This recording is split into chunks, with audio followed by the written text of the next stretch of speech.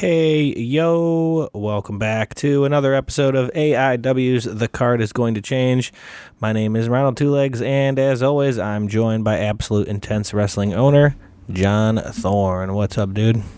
What's up? A little late in the week, but we're getting it out there. Yeah, I mean, we had the show this past week. We had all kinds of stuff going on. We had back-to-back show weeks. We had a show on a Saturday. I know you had a little bit of flight delay stuff, so you were hanging out with world-famous national treasure Bill Fonzie Alfonso Sunday, till later in the evening. Yeah, that really kind of impacted the schedule, honestly, because we were going to try to podcast, and then Fonzie got like an 8-hour delay. And, I mean, jeez, there was just nobody to help me entertain him for 8 hours, and that man has a lot of energy. Yeah, like you don't want to just tell him, okay, see you go back to your hotel, see you later, you know what I mean? He wants to hang out, and you want to hang out with him. He's, the guy's he's got so many stories and just such a good time. It's like you kind of owe it to yourself to hang out with him, you know what I mean? Oh yeah, and I didn't want to, just like drop him at the airport.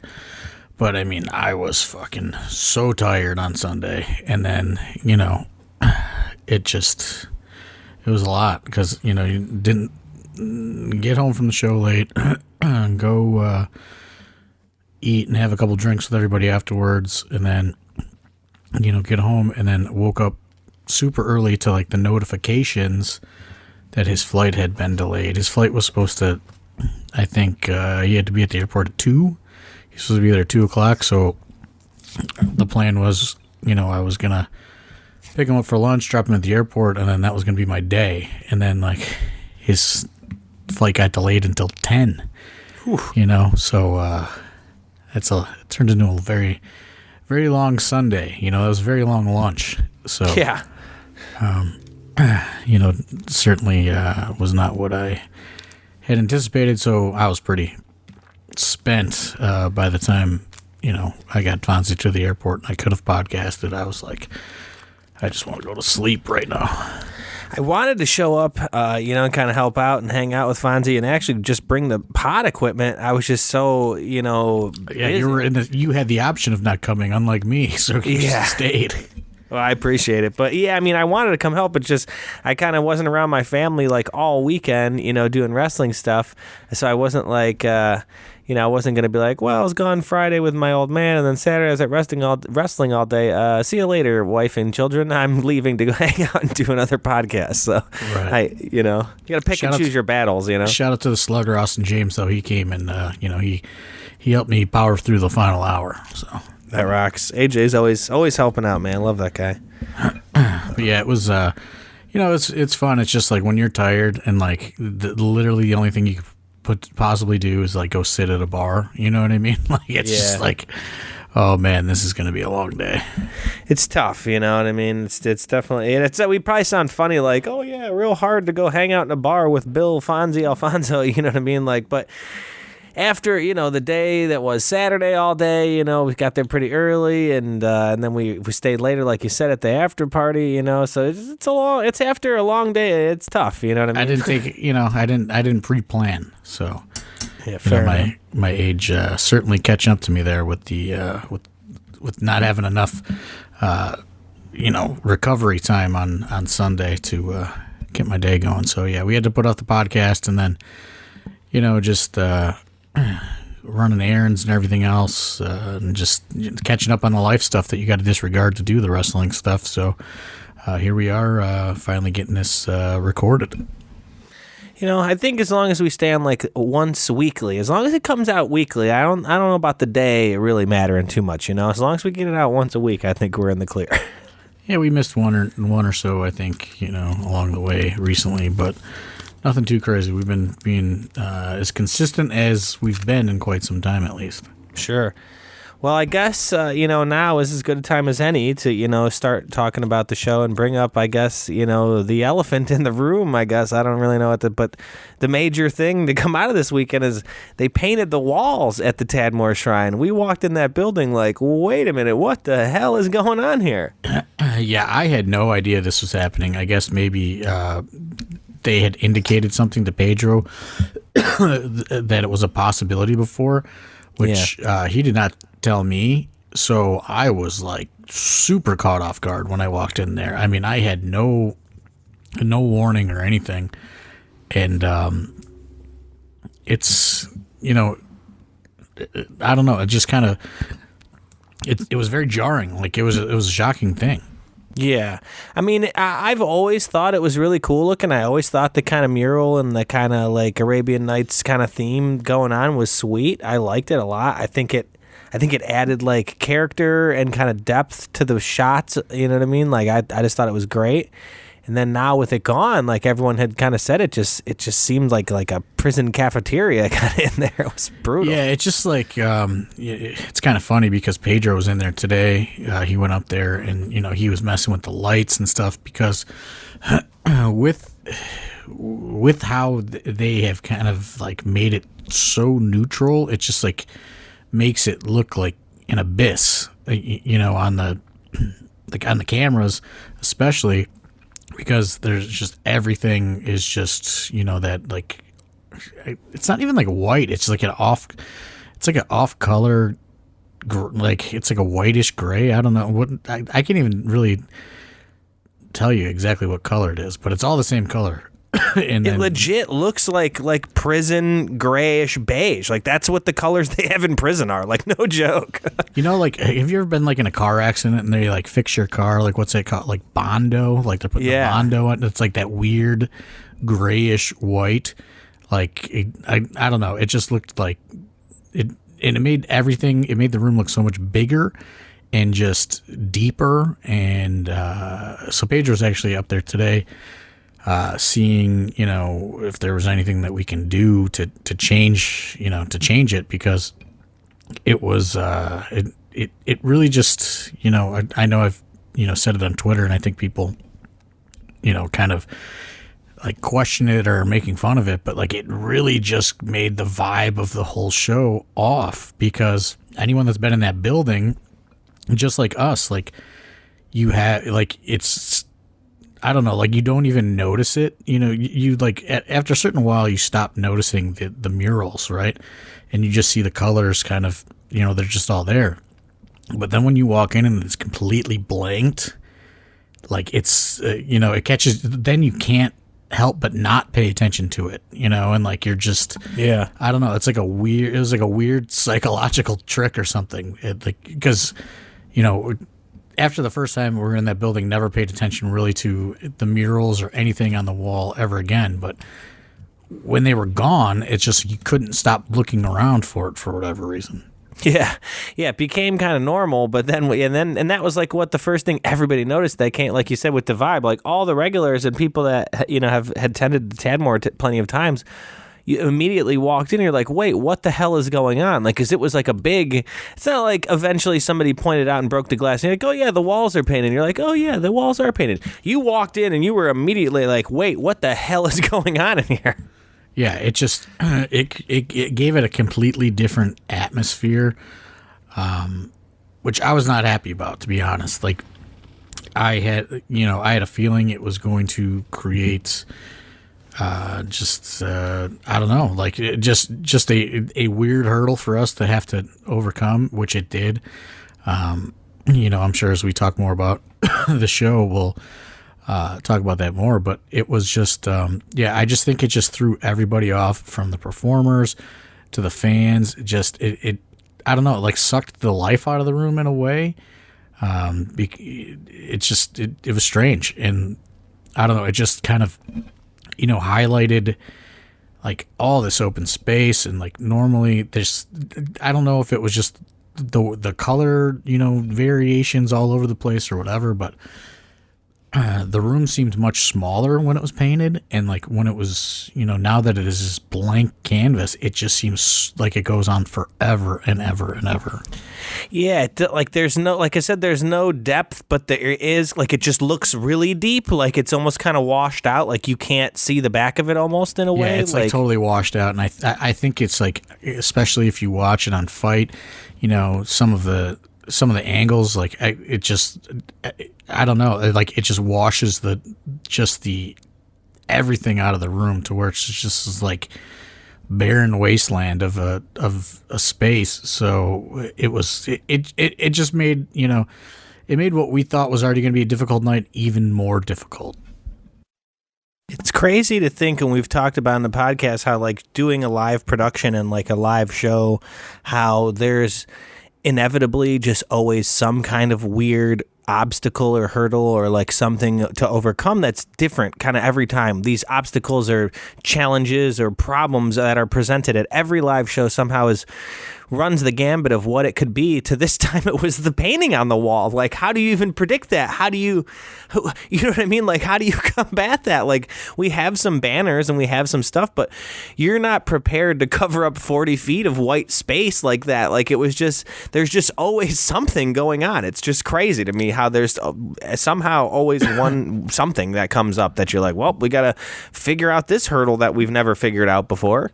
And, something we didn't even notice, and then I believe somebody brought it up in the Discord, is like the ropes are white right now, and like nobody thought to even address that, try to change the color of the ropes because we weren't thinking of it, So then like, the ropes were washing out into this like abyss of grayness and it was just, I don't know. It was a tough thing. And, like stuff like that, you just don't think of until the show has already begun and you can't change it anyway. So, it was just one of those things to where it was just like everything just kind of felt off, all day long since I arrived at the venue. I just did not have a good feeling about any of it. Yeah, I mean, it's not, and that's like not something you can, well, just change the ropes. Like, well, all of our colors are blue and white and silver. Kind of, we have like this, color motif kind of going on. So it'd be one thing to change the ropes, yeah, if we had the tape. But then you're talking about the buckle pads, all the graphics that Chase has for, lower thirds and stuff like that. It would all have to then be changed, if we want to keep it uniform. It was just, and like you said, it's just something nobody thought of. There was just so many already things going on. You're like, it's white. There was a lot already on the table, and then the ropes was, I kind of think, the last thing that anyone had really thought about until, like you said, the show's up and running, and we're like, oh shit, wait a minute. No, we didn't even realize that somebody said it in the Discord. Like, we never, because it was just one of those things to where it was just, everything was just blending together, and somebody pointed it out from the Discord, and I was just like, yeah, you know what? Like, we didn't even think of that, and it makes perfect sense as to why it looks kind of weird at some points when you watch it back on tape. So, just, I don't know. And, their reasoning for it is, they've lost considerable amount of rentals. And, I think maybe some of that can be attributed to the pandemic and, coming out of the pandemic. And, I don't know if people are just renting halls like that, like they used to, but, they've seen their rental business, go down. So, they thought that perhaps that painting the walls blank could attract, more of a variety of events to come in there, I know they're trying to get, weddings and, conventions or whatever, little conventions, like whatever they can do in that space, because, they've seen the revenue decline, as the years have gone on. So, I guess it's gotten to the point to where it's so bad that they thought that, it would be worth it for them to paint over the walls, and see if they can attract more business that way, which, I don't know if it will or it won't, but, they're obviously kind of in an interesting predicament because, they need renters to come in there so they can, maintain the building. And, I know that they had, a kind of like a sublease tenant that had been in there for a while that, ended that agreement recently. So, they're just, I think they're just hurting, and I would hate, as much as I'm upset about, the paint job and everything like that, I would hate for, that venue to go away because they aren't getting, enough rentals in there to, justify their expenses and their monthly, everything. So I don't know, it's kind of like a double-edged sword, right? Like super mad about, the painting the walls, but also don't want it to go away and understand that they're, kind of, no pun intended, up against a wall right now, trying to, figure out how to turn the business around and, be able to, save the venue and all that stuff. So, it's just a weird spot altogether.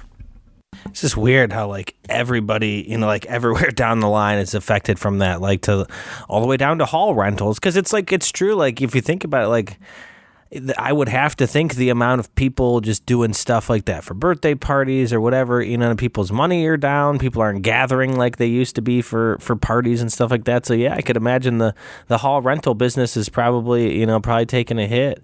And it's funny to think that, in the past they were so protective of the paint. Like you can't put tape on the walls or do any, don't touch the paint at all. And then now it's gone. They just painted over it. Trying to tape cords, and stuff like that. It was like you couldn't even touch those walls, and now like they've gotten to the point where they just totally painted over it, which is kind of crazy because it was just like there were so many rules when it pertained to hanging things. You couldn't do any of that because of the murals on the wall, and now that here we are, like I don't know, just a few months later, and they're totally gone.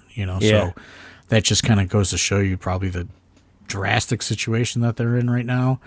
I don't know all the details and the ins and outs, but I know, how protective they were of those walls for the entire time we've been there, to now walk in and they're gone in hopes that they can attract people to rent the hall. Like it can't be, you know what I mean? It can't be a great financial situation right now.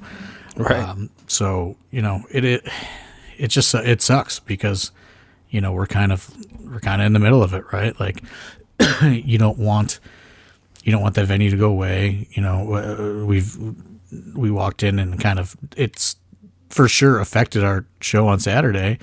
And then it's just like, also, inevitably, are they going to probably raise our rent if they don't turn that business around or close, So it's like, there's a lot of kind of ripple effect factors, when you like really want to analyze the deep dive as to the walls being painted. I think there's a lot of layers there to unpack. Yeah, and I mean, you certainly don't want it to go away. I think the Akron venue is one of our best venues. If you talk about, as far as amenities and stuff, it's, free parking, plenty of free parking. The concessions are always second to none. There's alcohol. The bar situation is always a great, a situation. It's not crazy prices. They have the stream on in there. That they are very gracious, hosts, and we're big fans of the Tadmor. And yeah, would absolutely hate to see something happen to that building. Yeah, so I mean, I don't know. It's just the whole thing is unfortunate.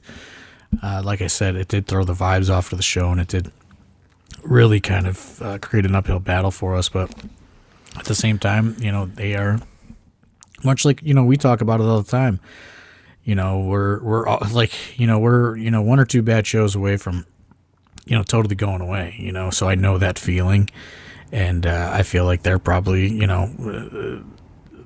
experiencing something, to where they're like, we need to try something, or, we're gonna have to go under. So, and these are all my assumptions based on just the conversations I had. They've never flat out said like, hey, we're going out of business or whatever. But when you're making such a drastic change like that, in hopes to get your rental business up, like that tells me a lot. It shows more than you're letting on, I would say, for sure, the actions of that, Well, speaking of,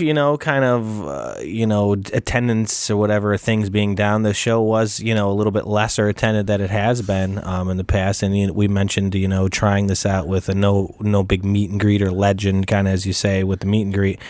This was the first time we kind of just went ourselves there.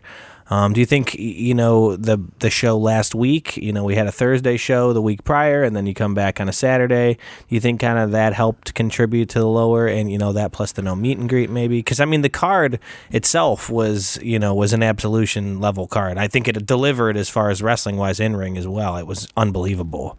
But as far as attendance-wise, I know you were... I don't think really that the the Mercury show really impacted this show too much. Like a lot of the shows in Lakewood are, what we would call, hardcores, Pam, Stacy, Michael Porter, people like that very rarely miss a show.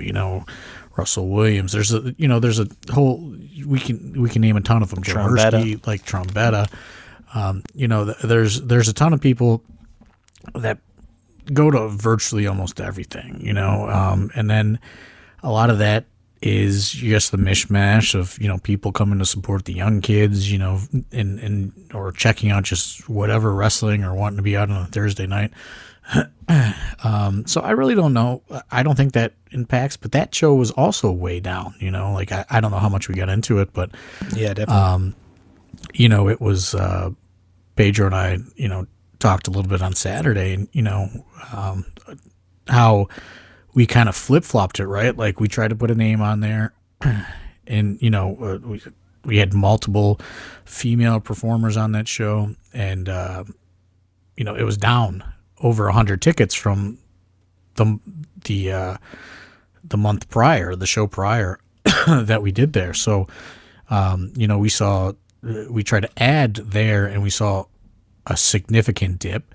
And then, in Akron, where we've done well all the time, we tried to kind of subtract as far as a meet and greet and see, if we could maintain, our level of success that we've had there. And we saw tickets drop by about 200 there, at least, what I mean, give or take. That was crazy, in my opinion. We were always, in that, 400-ish range, 400 plus range at the shrine.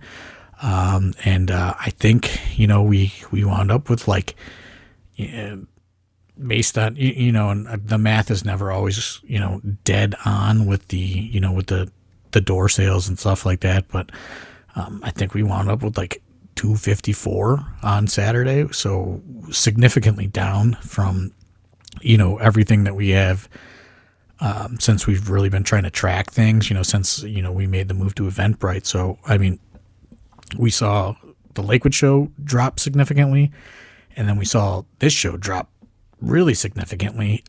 And, I don't know.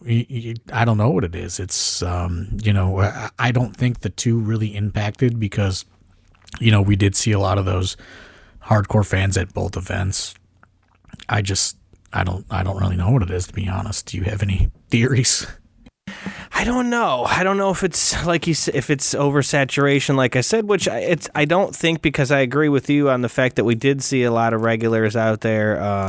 Speaking of which, too, it was good to see Stacy out there. I know he had some health stuff going on. It was nice. Glad to see he was able to get out to the show on Saturday. Yeah, I mean, I guess we should probably take a moment and just like shout out Stacy Silvers. I mean, talk about a fucking trooper, right? Like in the hospital. Just pretty much released in the last, few days or so. And he's out there in the, in the front row at the shrine. I mean, the guy had, he had like a oxygen with him, like he was, and it was just like, dude, like you could have, like I would have fucking refunded the tickets, man. You know what I mean? Like I get it. Like, and it was like, him and I talked, and I talked with Pam too after the show.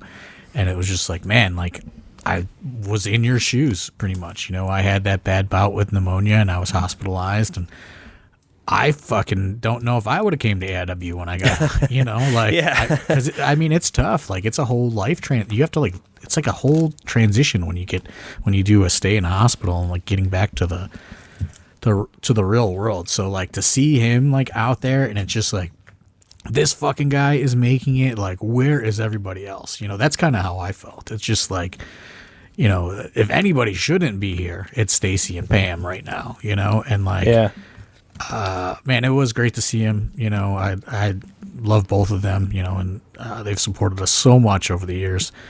And, but man, like, I was just like, dude, like, you could have fucking taken this one off, And but, I I threw him under the bus a little bit as far as like when I said on the pod how we were doing like the tailgate and stuff.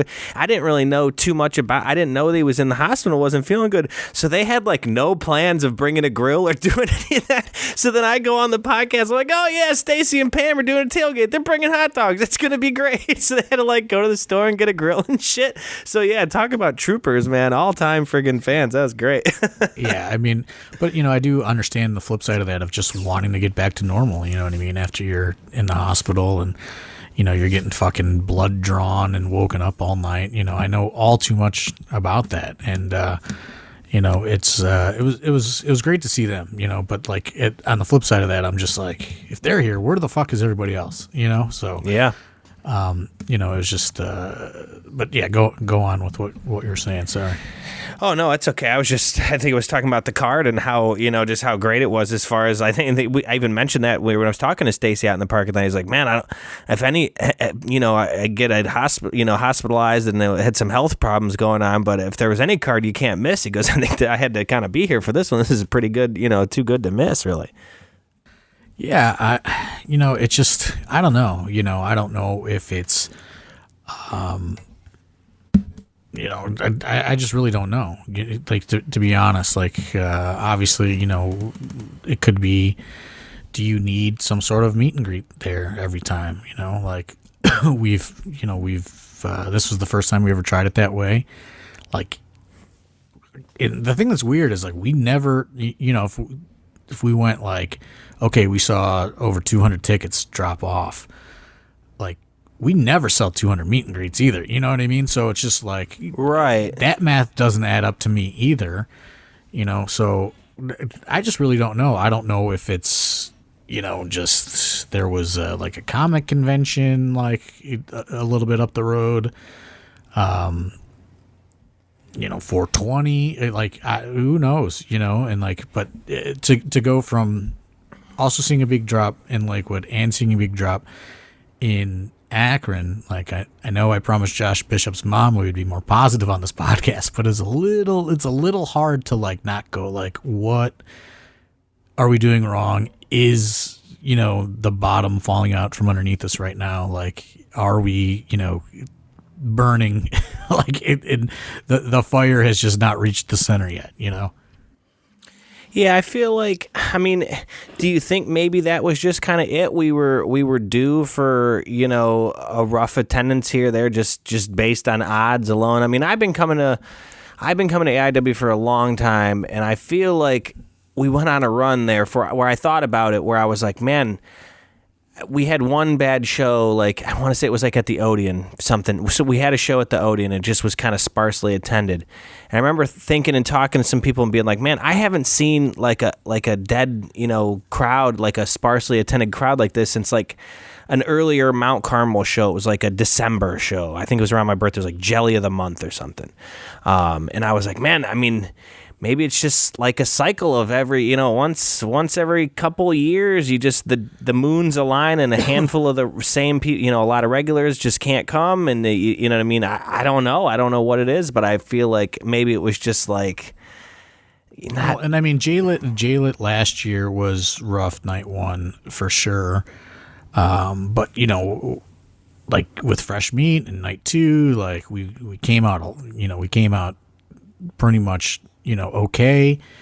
And night two certainly, kind of evened out for night one and all that stuff. But I guess we were due. And like, I guess like the flip side of that too is like,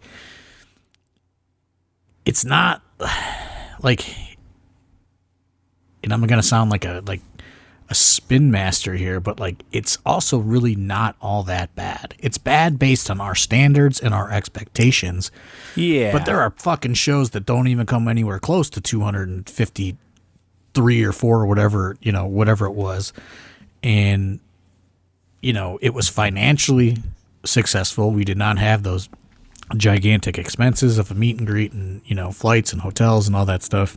Mm-hmm. So like financially, like, the show was a success, but like, expectation wise, yeah, obviously you cannot continue down the path of like seeing like these drop offs, at two venues over, the last few weeks. And so, like there's a positive to it in the fact that it was not like a financial, doom, the sky is falling situation, but, for our expectations, for the guy, for the, just everybody, the performers, everything, everybody has a certain expectation and a standard that they expect when they, come to work at AIW.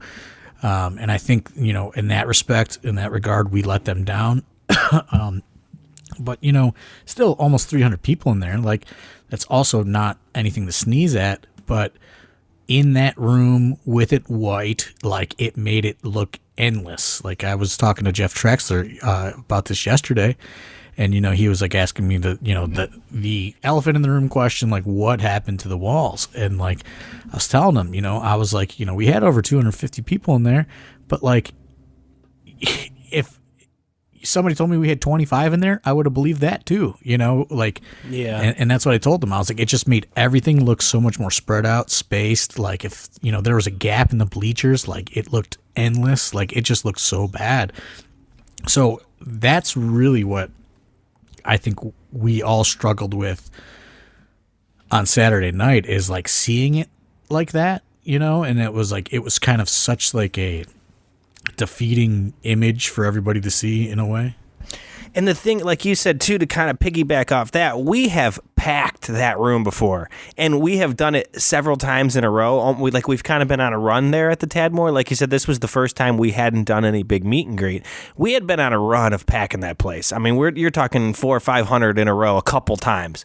So to see that, and that's like your visual of the Tadmore with just being, you could, because when it was painted and we had those big rooms, you could just kind of barely see the paintings over the top of all the heads. So that's why I felt like it worked so good. The murals were so great because it wasn't distracting. It didn't, it didn't draw your eyes like crazy, but it added a good like depth of field and like you said, we packed the place. So now when 250 is a respectable number, I think that's a pretty good number for an independent wrestling show. 9 days after we just had one. But with those white walls, like you said, you just noticed any type of opening or patch, and it just we made it look so bad. Like it just made it look like there was nobody there. Yeah, because you white balance the cameras as best you can. It just did not. It just was so washed out for whatever reason. I don't know, man. And like I know how like we will look at other shows and we will have a field day dissecting them. I'm sure people had a fucking hoot looking at what appeared to be a epic AIW failure. You know what I mean? And like it just was it wasn't as bad as it looked. And I'm not even trying to spin it. Like I am the first to like I do feel like we failed on Saturday for sure. Even though, if you want to get analytical about it, it was not a failure. Yeah. I feel like we failed and, we are, we 100% deserve any of that, scrutiny or whatever, because, we do talk a big game and like, we didn't deliver a big game on Saturday as far as our attendance. And, I do feel like, it was a huge letdown for me. I know a lot of people, that had to perform felt like they would never say it, but like you could just tell people were like feeling a little weird about the whole thing and maybe, I don't know, less motivated or, which you didn't see in the ring, but like I keep saying, like the vibe was off, in the locker room too. Like everybody was feeling a little not themselves and not all there or whatever it was. Like, I don't know what it was about the day, but I mean, everything felt off. The show, did not come anywhere near. I think the lowest show we ever did there was maybe 2 Octobers ago with Jimmy Hart and the Nasty Boys. And, that was still like 350, almost 400 probably. Yeah, because that was a big crowd with Jimmy Hart for sure. But that was one where we could tell that it was down from what we had been doing. Yeah. So right. We were like bummed about that, but like the bleachers were still all full, the floor seats were all sold. You just didn't have those big groups of standing in those gaps at that show, and like that was the one that we were like, oh man, like this looks bad. Like well, now you take like 100, at least less than that, and like you have the white walls and everything, and that it looked really bad in there Saturday. And it was just really kind of just a defeating feeling. I do think everyone, the performance in the card, like I said, I was very curious how you were going to pace the show and what matches were going to be the order. I think the way it came out and the way the show went, I thought felt great. I didn't have any real.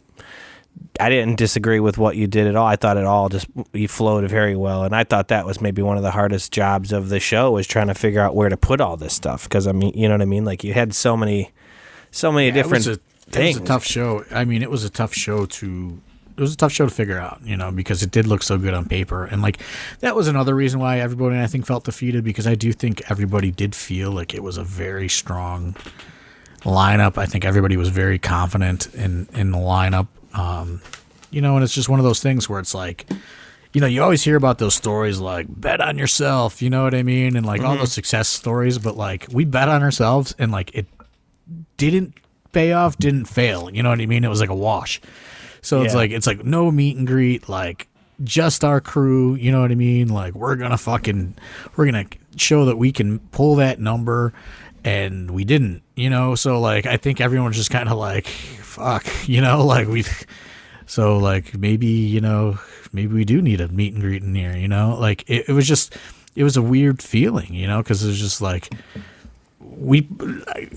I thought that we put together a pretty good card and a pretty good lineup, and it looked to me amazing on paper, but I'm also immersed in this bubble that is AIW, so like right. that, I'm looking at it through my eyes and my passion and my, my business, my vision, all that stuff. And I think, man, like this looks fucking great. Maybe, you know what I mean? Like maybe I'm way off. I don't know. It felt like that. Like I thought that if we were going to go into, this venue that we've fucking rocked it at for years, I mean, I don't know how long have we been going to Akron, like 4 or 5 years at this point. I don't know. I want to say at least 4. Yeah, at least 4. At least, if you deduct the COVID years and all that, right? It's probably 4, because we had been there, and then we did this one show in 2020 there, and then everything shut down. So probably like 4 years total, I guess, over the course of 6 or whatever it was because of COVID. But I mean, like we have rocked that building almost every single time, and even like the low ones were still fucking packed. So it was just like, hell yeah, like this lineup is fucking, like this is the lineup, this is the lineup that's going to maintain, and we're going to show that, we can keep this level with or without any, major outside attractions. And like we didn't, and it was just like, ugh, like now what? Yeah. Yeah, I mean, really, where do we go from there? Next, we have Cybernetico, which is another Thursday show back at the Mercury Music Lounge. Hopefully, we don't go down 100 from the last one. Yeah, I think that show has a lot of potential as far as a decent ticket and a decent draw. I was going to ask, do you think? Because this lineup that we had in the card was all bangers, like you said, it's all top tier talent. So you think that would sell the tickets? The matches themselves would sell the tickets. Do you think that Cybernetico, and with having, the Cybernetico match, so it's 8-on-8, so you got 16 people in that one, and then you got all the other cards on the matches on the card. You feel like we should see a strong presence, like some of the younger people or some of the people on this card are going to pull their weight as far as trying to get, sell tickets. I know the match had been announced. Darable Dog is going to have his debut. So, you would expect him to sell some tickets. But then again, he lives from here. He lives, he was from another state. So, he can only have so many people travel out of state, I would assume. Yeah, I don't know. Like right now, like it doesn't look good, we're a week away, and it, I think we have like 11 tickets sold. So, I hope that changes, obviously. But like I said, we're taking the Thursdays kind of off the off the rotation for a while, you know, and then we'll reassess it again, maybe in the fall or something like that. I don't know, you know, I would think that Cybernetico, a Thursday night, like, to me, like, I'm thinking like a Thursday night, something to do. It's not, you know, it's relatively inexpensive. The drinks aren't crazy, you know, it's, the weather is probably going to be, you know, nice-ish, you know, like get people out of the house, you know, as we truck towards the summertime. Like, to me, it's a no-brainer, you know, if I lived in Lakewood, but I don't know, you know, like, I don't know, you know, and then it's like you look at, we are focusing on, you know, relatively all new talent, you know, from the school for a lot of it. And a lot of it is kind of falling on them. And it's just like, I don't know what sort of social reach that they have. You know what I mean? To like get people to come out. So there's just all these different factors. And then it's just like, I don't know, you know? So I hope it goes well. You know, it's going to be last Thursday for a while. Luckily, I mean, I think we do have, you know, the main event being the Cybernetico. You got Wes versus Eric. Those are two big draws as far as, you know, superstars in this company. I think Wes that's his hometown. You know, he's a Lakewood guy. I think you're going to get, I would hope to see a big showing from the Barkley Brigade. You know what I mean? They have typically shown up big for his matches. It's a Thursday night, you know, it's in his neighborhood. You know, I think he lives like down the street. I don't want to dox the guy or nothing, but he lives very close. You know, so you would think a guy like that's definitely going to help pack he the lives place. Inside of the Mercury Lounge. We were just talking about somebody who lives in a wrestling venue. Yeah. Oh God, that was. Okay, so I mean, I would think, you know, with those two headlining, you know, Eric brings a lot of people. You know, I think Chuck has been bringing a lot of people. I think Chuck doesn't live too close to Lakewood, but I mean, that's another guy who's been bringing. He's like a Parma, Old Brooklyn guy, I think. Okay, so not too far. So, like I said, another West Side. You know. Yeah. I mean, I don't know. We'll see. You know, it's a cheaper ticket. You know, I hope people come out, you know, and support it. It's going to be the last one for a while, so, you know, if you want to support these kids, this is the time to do it. And if you don't, I mean, we tried the Thursday thing, you know, it didn't work. You know, like, yeah, that's, you know, that's all we can do is, you know, we'll try 3, you know, and if we see that, you know, it is trended down every single time, I mean, that is, you know, that's enough data to know that maybe we shouldn't do this for a while, right? Yeah, I mean, I think it's worth giving it one more shot. Like I said, I think that building has a lot of potential. I like that building a lot, so I think it's worth giving it one more go. It's gonna be the end of fucking Jeff from corporate, I'll tell you that. Oh no! We had to send him out in the woods on another personal retreat or whatever the fuck that was. Fucking send him into the fucking bottom of the lake if this doesn't grow. Something I did want to touch on again was I guess we brought in a wrestler that was on the card that got brought in as like not a make good but a replacement, and that was Ultramantis Black. I thought that was incredible. I love to see that guy every time we can. Him and Hollow Wicked. Hollow Wicked was awesome. Those two, the Spectral Envoy, that was quite the sight to behold. I thought that really delivered in every way. You know, you don't get to see Mantis much. You got to shout out Diamond Joe Spostos again for, you know, facilitating that. I do want to go on record though that Joe, you were never fired. Ultramantis was questioning me, thinking that I'd fired you at some point. We've covered that on the pod. Joe has never been fired. You even said the table is always open whenever he wants to come back. And I know I on his podcast, At Odds with Wrestling with him and Adam Van, they talked about this week how if he didn't have something prior going on, his wife had work, you know, already, so he had to take care of Asa and stuff. So Ultramantis was you know, asking. I said, I just think that life happens, you know, but it's always an open invitation for Joe. You know, whenever he can make it. One of my there's very few people in wrestling that I genuinely like and communicate with on a regular basis, and Joe is certainly one of them that I talk to, you I would think at least once a week, maybe more, maybe there's small gaps here and there, but I love Joe. I think he's, one of the just the most in tune people with the industry and everything going on, and someone that has like a common fucking sense brain that also does not exist in wrestling very often. So, just one of my favorite people. So just going on record again, Joe's not fired. So Ultramantis Black was like, what's going on? Where's like, why doesn't Joe come anymore? Did you fire him? I said, look, there's a lot of fucking people in this room I'd love to fire. Joe wouldn't even make the top 10. Yeah. Yeah, I mean, that's Mantis taking up for his guy, Joe, of course. I mean, that you love to see it. But yeah, I mean, Joe's the best. I thought, maybe this is like a controversial take or whatever, but Wadsworth and I were talking about this, and just like, how, Mantis doesn't do that many bookings anymore.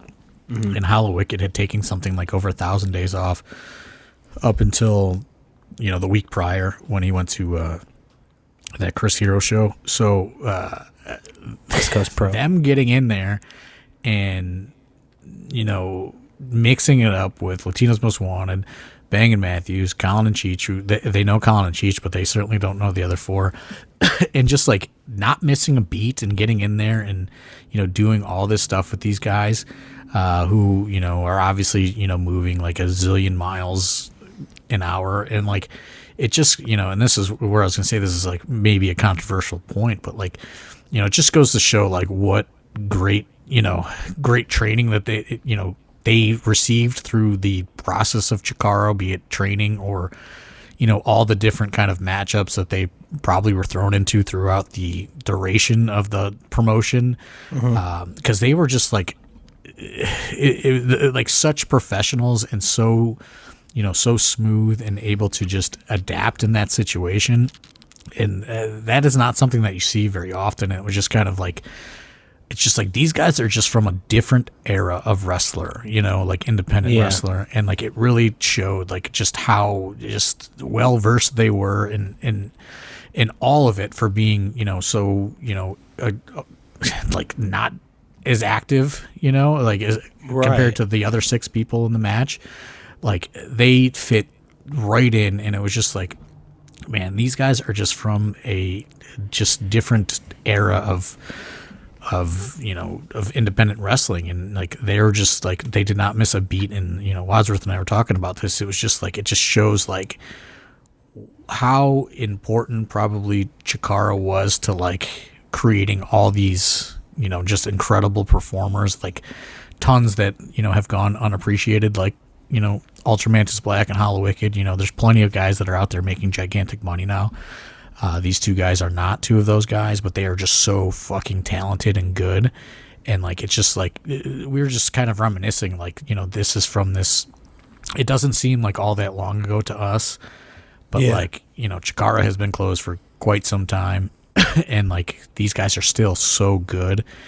And we're just like, wow, like, it's just truly incredible. Like what, like how they were just able to go out there and just fit right in, like they didn't miss anything. And like Ultramantis was one of the fucking biggest stars of that entire promotion, and that promotion at one time was maybe the biggest independent wrestling, or one of the biggest independent wrestling promotions. So like, and Mantis just still has this cult following. Like, we talk about the draw being down. Mantis didn't go out to his gimmick table to the end of the night, and like there was a fucking line to meet him until the entire ring was broken down. Yeah, because I wanted to get a shirt, and I kind of caught everyone in line right after the show ended, and I said, I'm sorry, everyone. The guy just, real quick, let me just grab a shirt real quick, because I have so much shit to do. I didn't want to miss, and had to turn around. I'm done with my shit, and I look over, and he's gone. But it was totally not the case, because I got done, and there was still a giant line of people. And you want to talk about something cool, man, that fucking scar. Getting to see that scar again up close, and you just look at that, and you're like, holy shit, dude. It's like, so when I noticed it, like I was just like it didn't register at first, and I was like, no, there's no way, like when I was like, and I was like, holy shit, like that fucking scarred his body. You know what I mean? Like it was just like, because, there was like, it was like it happened. Like when it happened, it was like, okay, that happened, but was that like some sort of like wink trick? You know what I mean? Yeah, like, yeah. Was it kayfabed or whatever? Right, yeah. Like, because I mean, I don't know. Like they weren't gonna. If it was, they weren't gonna say anything. Is this some weird like, Memphis trick or something? Like that they just fucking worked us all on. Which like I thought honestly, I thought it could have been either. I thought it should happened, or like it was some sort of fucking, they did something, to where it was like, oh, like, whatever, they worked us all. Like that was part of my thinking, which is, if they did, I didn't really want to know, because everybody wanted to believe in what happened. But then like when I saw those scars, I was like, holy shit, they did not fucking, that was real, like his body is scarred. Yeah. I mean, he's not leaving to go to, Cleveland 2 years later and go, wait, got to touch up those scars because of that thing that happened in Cleveland 2 years ago. Got to keep that going. No, like his body is fucked up. Yeah, those are fucking big fucking scars. And I was like, oh my God. Like I felt bad when I saw them, like when I realized it, I was like, I feel bad for thinking that maybe those weren't even like, that wasn't real ever, Yeah. Like, I was like, fuck.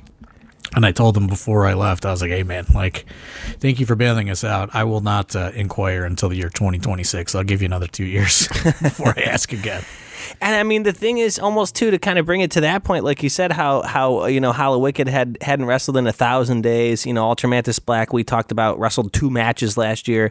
That's like the equivalent of walking out on a basketball court with some high level basketball players. You haven't touched a basketball in 1,000 days, and you're just fucking nailing threes, just banging them down. Like, those guys are so good and still are at such a high level. Like, all those guys in that match. I mean, I did some filming with my GoPro that I bought to try and get some, some Patreon stuff and just some backstage stuff. Just kind of put something together, just have something to work on, have some fun. So I was taking some video of the entrances and stuff, and just the energy in that match of all those tags coming through the curtain and stuff, it just was one after another of just crazy high energy. Let's go, let's do this. They're firing each other up. And then, the Spectral Envoy music hits, and it's just like they're just able to just take it down and like breathe and just like go out there and do what they got to do and not feel rushed. Like, you go out there with those 3 other tags who, like you said, are moving 1,000,000 miles a minute in a good way, you're not going too fast, but it's like they're still able to keep up with that and at the same time kind of let it breathe and just really just, you could just tell how great those two just really are. Yeah, and I mean, I think it's just, just consummate professionals, both of them, which I know it's just, can't be stated enough. These guys are just, professionals to a T, and it sounds maybe kind of silly because it's a man in a mantis mask and a man in a pumpkin head mask, but awesome. Like they're fucking awesome, right? Like, and they are so professional, and like, just you just don't see kind of composure like that, a lot these days. And like you said, right. They just kind of walked out there like 2 old gunslingers, and they just went out there and they fucking knocked it out of the park. I would love to do more with them if they're willing to do more. But like I told them, I said, I'm not going to push. You bailed me out today, so I'm not going to push too hard. I did see Ultramantis is doing the Tournament of Survival for GCW, so maybe he's maybe he's going on a little run here. Maybe we've sparked something in him on Saturday night in the Tadmore Shrine. Oh, that'd be great. I can't wait. I saw the Tournament of Survival stuff, and I was gonna hit the group chat. Might have to kick open the doors of Duke W3 for that one. We should get together and have a couple pops and watch that one, because I bet you that'll be good. Yeah, for sure. Another shining moment I thought on the card, I want to mention too before we get out of here. We have been rolling for about almost an hour here, but another thing I did want to mention because I think this card was so stacked and all the matches were so great and delivered so well in the ring that I just want to say that I think that main event was fucking unbelievable. I think Broner and Big Sam really just went out there and fucking killed it. In that position, like you said, being the champion and having to go last, and sometimes being the challenger against the champion, you're put in a very, interesting spot. It's a lot of nerves, I'm sure. It's a lot of pressure. And I think those two went out there and just absolutely killed it, man. Yeah. I don't think that could be said enough. And, not to pull back the curtain a little too much, but, both of them did come and see me, at different times before the show. And, we're asking, which, oddly does not happen as often as you would think. But, they came and asked me, certain things and what I thought. And, now that I'm saying it, I realize yeah, maybe not a lot of people do that. And maybe I should make it a point to do more of it. Mm-hmm. But I did, I gave them both kind of different approaches and different things to consider. And, maybe do this, maybe don't do that, maybe change this. And, to their credit, watching it, it's it sounds crazy, but so much of what I say gets fucking blown off by people you would be shocked, which it's whatever, you know what I mean? These guys went out there and they applied a lot of what I talked to them about, which was really shocking to me, to be honest. And it came off so great. And I was so proud of both of them because they took things and they applied it. They just took little things that I said and I watched it get applied. Mm-hmm. And to be honest, I totally forgot about the conversations that we had earlier in the day. And when I was watching it, it was clicking in my head. And I was like, wow, these guys listened and this match is going so good. And I'm not taking credit for it at all. They did it all. I'm just saying for them to for them to apply things like that just showed how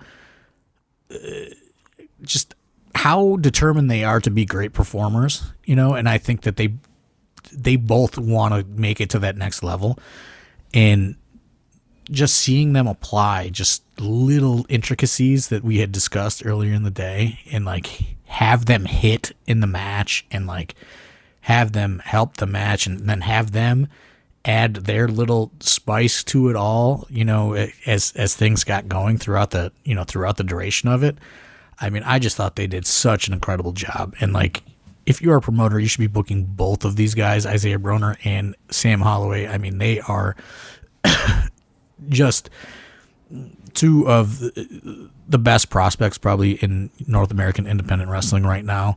And two things that you don't really see they are true heavyweights that are athletic and can go out there and work and give you a classic heavyweight battle with a little bit, of modern athleticism, and they just, that match told such a great story. And there was just so much, different things where they showcased their, various, attributes and just, I can't say enough is just how great I thought that they went out there and did. I mean, one of my favorite AIW main events of all time.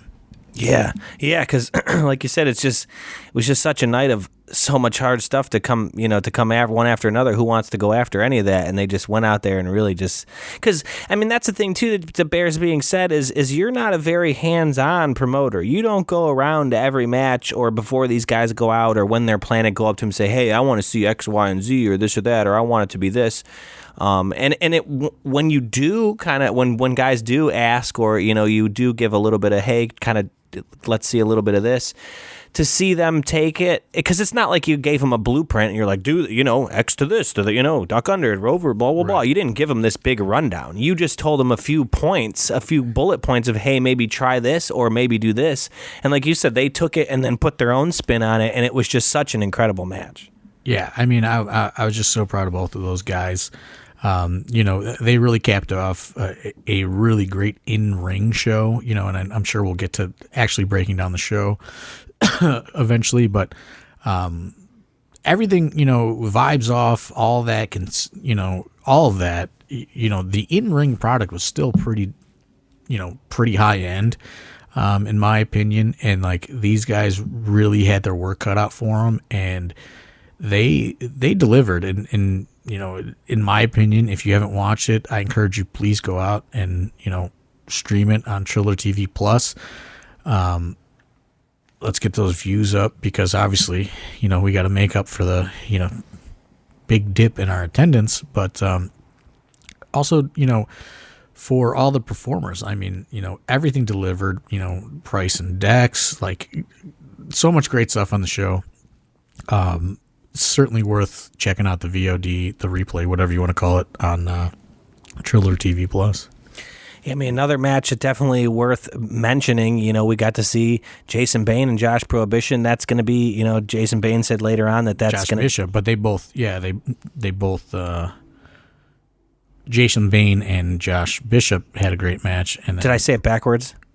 Well, you said Jason Bane and Josh Prohibition. Oh, sorry, Bishop. I'm sorry. Yeah, so that match, Bane's last match that we find out, you know what I mean, and that was something incredible that we got to witness. We said, a once in a lifetime kind of match. A guy, Josh had been watching that guy grow as he grew up, and wanted to take him on, and Bane was nice enough to oblige him with one, and I thought that delivered in every way as well.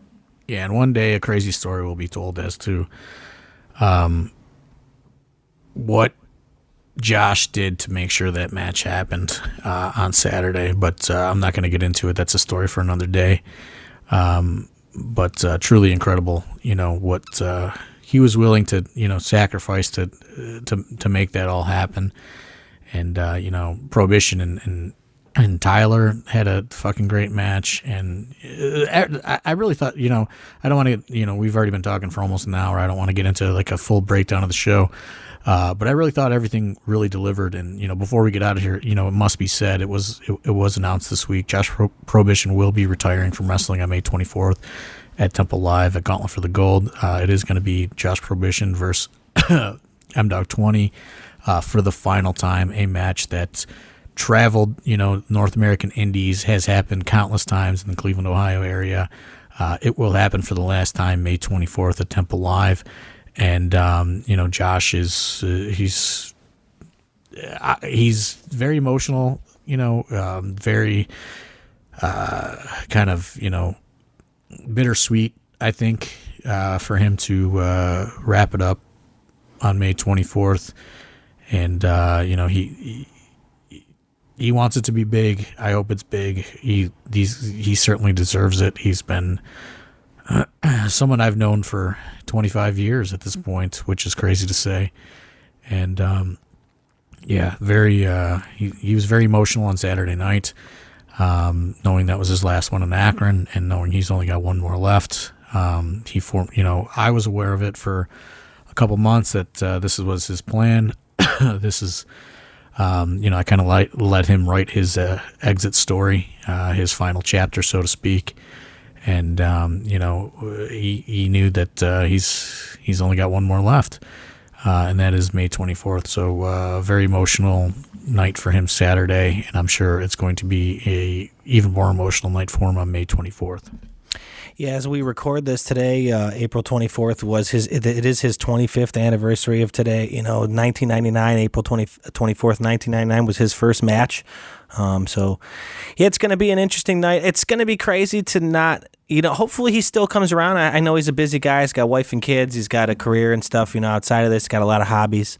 But the guy is just vital. He's just the things that he teaches, and just the small things around the locker room and in the building, and just the little nuggets of stuff that he throws out there is just so invaluable. The guy is has just a wealth of knowledge. He's the nicest guy. I just love having him around. I haven't got to work with him for too long, but Josh has been nothing but nice to me, and I just appreciate the hell out of him, and I just really hope he keeps coming around, even though he's not going to be in the ring.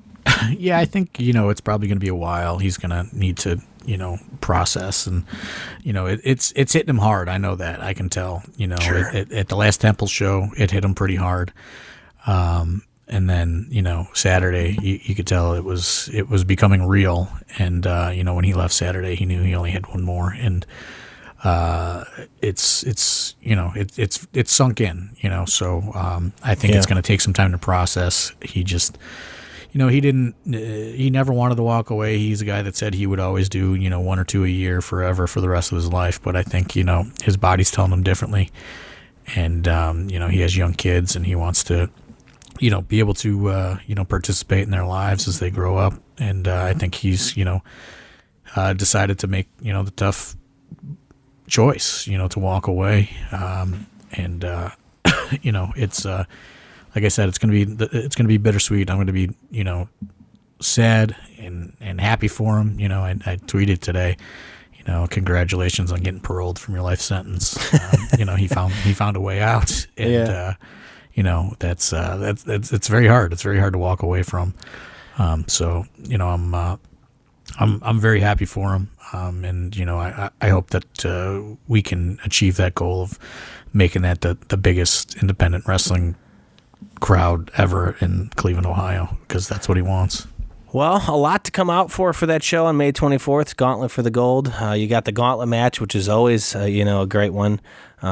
Josh Prohibition's last match. You got all kinds of stuff going on for that one. It's going to be a huge one.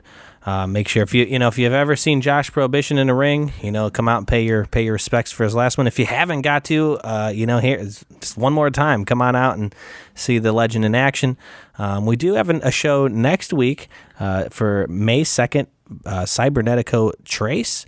We will be back at the Mercury Lounge, 7:30 bell time. Doors 6:30, I believe. All tickets $20. So come on out, check us out. Anything else you want to get to before we get out of here?